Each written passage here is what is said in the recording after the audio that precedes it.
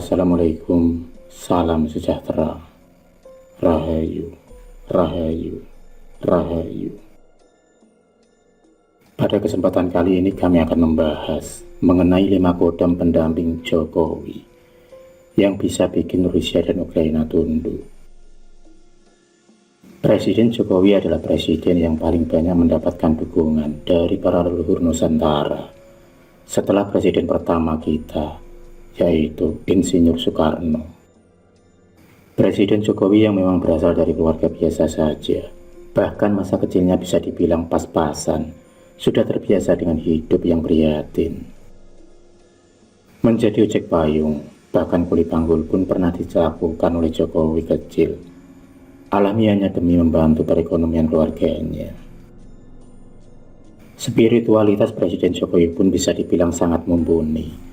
Kegemarannya dalam mendaki gunung maupun berziarah ke berbagai tempat pada saat beliau masih muda, menjadikan wadah spiritualnya semakin kuat.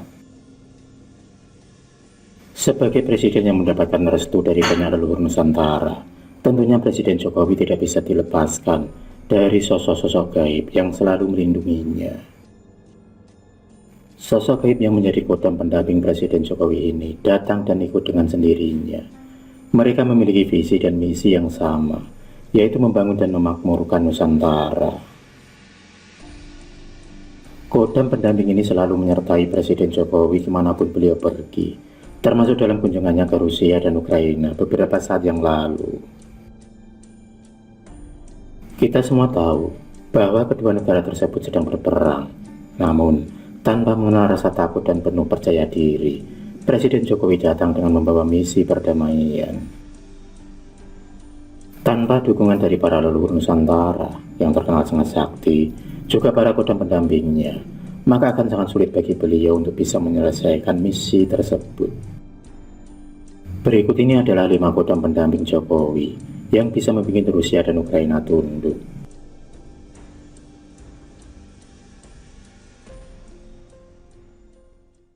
Kodam pendamping Presiden Jokowi yang pertama adalah sosok Semar. Sosok kodam berwujud Semar ini mengikuti Presiden Jokowi untuk memperbaiki berbagai kesemrawutan yang terjadi di Nusantara. Hal ini dapat terlihat pada masa periode pertama Presiden Jokowi menjabat, yaitu pembangunan infrastruktur yang sangat gencar dan besar-besaran. Presiden Jokowi adalah orang yang mengemban sifat membangun dan melaksanakan perintah Tuhan demi kesejahteraan umat manusia, yaitu bangsa Indonesia. Meskipun yang dilakukannya itu tidak sedikit menuai protes dan hujatan dari banyak orang, namun seorang Presiden Jokowi dengan kebijaksanaannya yang seperti Semar tetap mampu mengayomi semua kalangan.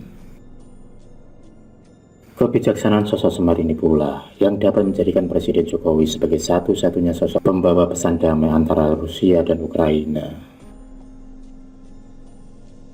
Sosok Semar yang legendaris ini tidak hanya memikirkan Nusantara saja, namun juga kepentingan dan kemakmuran seluruh tatanan Sunda, yaitu dengan berusaha mencegah krisis pangan dan krisis energi yang tengah mengancam.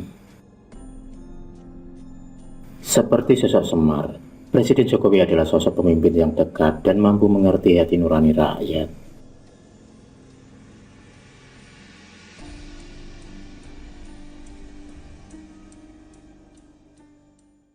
Kodam pendamping Jokowi yang kedua adalah sosok Kanjeng Ratu Kidul, penguasa Laut Selatan. Sosok kodam pendamping yang paling dekat menjaga Presiden Jokowi adalah sang penguasa Laut Selatan. Hal ini sama halnya dengan Presiden Soekarno pada saat menjabat sebagai Presiden pertama Republik Indonesia. Memang sudah menjadi ciri khas dari para penguasa di Nusantara yang mendapat restu leluhur, di mana selalu didampingi oleh sosok Kanjeng Ratu Kidul. Hal ini dapat dilihat ketika pada awal mula Presiden Jokowi menjabat, beliau mencanangkan Indonesia harus menguasai lautan dan memberdayakan maritim Nusantara.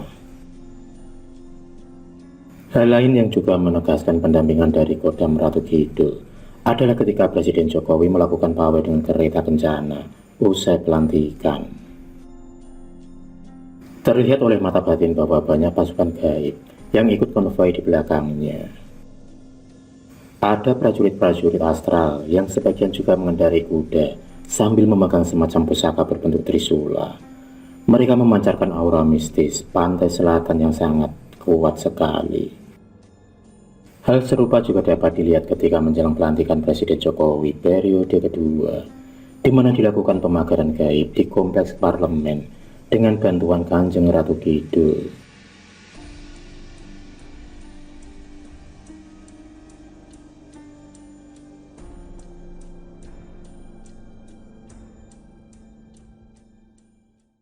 Kodam pendamping Jokowi yang ketiga adalah sosok Prabu Siliwangi. Leluhur yang menjaga Presiden Jokowi juga berasal dari kalangan raja-raja kuno terdahulu. Salah satunya adalah Prabu Siliwangi.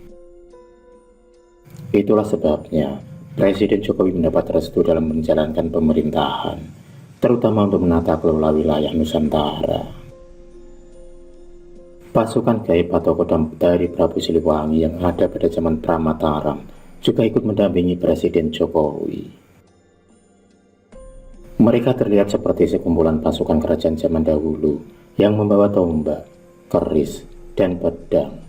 Ada pula yang berwujud harimau putih dengan mata berwarna biru. Presiden Jokowi merupakan seorang yang cinta dan bangga dengan budaya warisan leluhur Nusantara. Hal tersebut dapat terlihat pada beberapa kali kesempatan ketika beliau memakai pakaian adat daerah tertentu. Maka tidak heran jika Presiden ke-7 Indonesia ini mendapatkan dukungan penuh dari para leluhur di Nusantara ini. Selain memiliki jiwa cinta tanah air yang kuat, Presiden Jokowi juga mempunyai kemiripan watak dengan Prabu Siliwangi dalam menjalankan pemerintahan. Dalam memimpin negara, Prabu Siliwangi lebih demokratis dan tidak feodalitis. Prabu Siliwangi merupakan cermin kepemimpinan, bukan kekuasaan. Walaupun beliau adalah seorang raja, tetapi sebagai manusia biasa juga memiliki kemampuan yang terbatas. Kemampuan Prabu Siliwangi dibatasi oleh kekuasaan Tuhan yang Maha Kuasa. Dalam menjalankan tugas sebagai seorang pemimpin, ditunjukkan dalam bekerja tanpa pamrih. Bukan bekerja demi keuntungan pribadi ataupun untuk sekedar pencitraan saja. Sifat karakter dari Prabu Siliwangi tersebut selaras dengan Presiden Jokowi, sehingga dengan demikian kodam Prabu Siliwangi dengan setia selalu mengikutinya.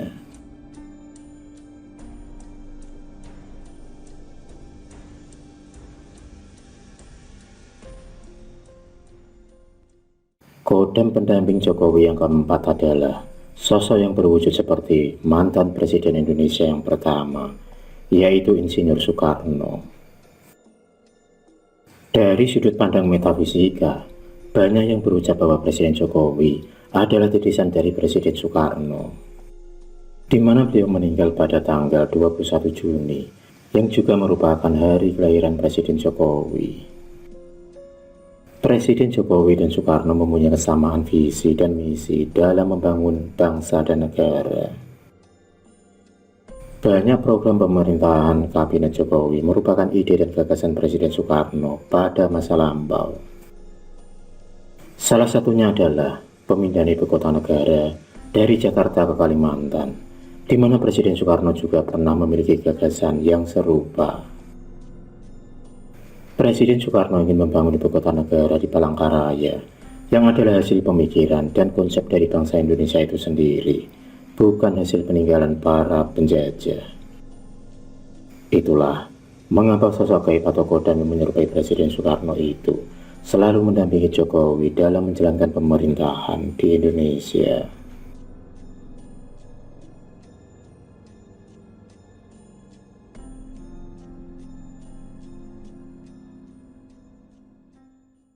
Kodam pendamping Jokowi yang kelima dan terakhir adalah sosok burung Garuda.